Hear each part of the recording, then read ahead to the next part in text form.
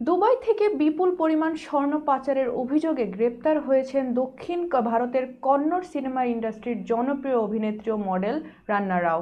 বিস্তারিত শাহিদা আহমদ জান্নাতীর ডেস্ক রিপোর্টে।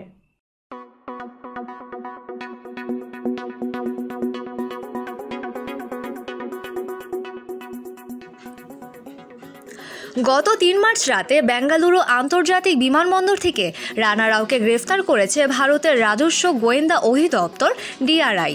এনডিটিভির প্রতিবেদনে বলা হয়েছে, বিমানবন্দর থেকে 14.8 কেজি স্বর্ণ উদ্ধার করা হয়েছে রানা রাওয়ের কাছ থেকে। তিনি দুবাই থেকে এমিরেটসের একটি ফ্লাইটে বেঙ্গালুরুতে অবতরণ করেন। তার বারবার আন্তর্জাতিক ভ্রমণের কারণে গোয়েন্দাদের নজরদারিতে ছিলেন তিনি। গ্রেফতারের পর রানাকে অর্থনৈতিক অপরাধ সংক্রান্ত আদালতে হাজির করা হয়।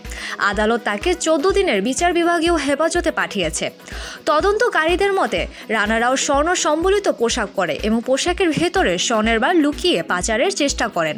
গত 15 দিনের মধ্যে 4 বার দুবাই ভ্রমণের কারণে সন্দেহ হয়, ফলে তিনি ফেরার সময় বিশেষ অভিযান চালিয়ে তাকে আটক করা হয়।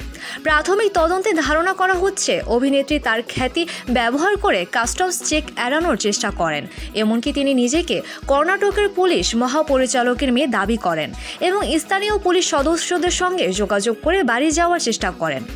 আইনশৃঙ্খলা বাহিনী তদন্ত করেছে রানা রাও একাই জড়িত নাকি দুবাই ও ভারতের মধ্যে কোনো বড় চোরাচালা নেটওয়ার্কের অংশ। 2014 সালে মানিক্য সিনেমায় সুপারস্টার সুদীপের বিপরীতে অভিনয় করে রাতারাতি খ্যাতি পান রানা রাও। এরপর আরও কয়েকটি দক্ষিণীয় সিনেমায় অভিনয় করেন। তবে এখন ক্যারিয়ারের বদলে স্বর্ণ চোরাচালানের অভিযোগে খবরের শিরোনামে রানা রাও।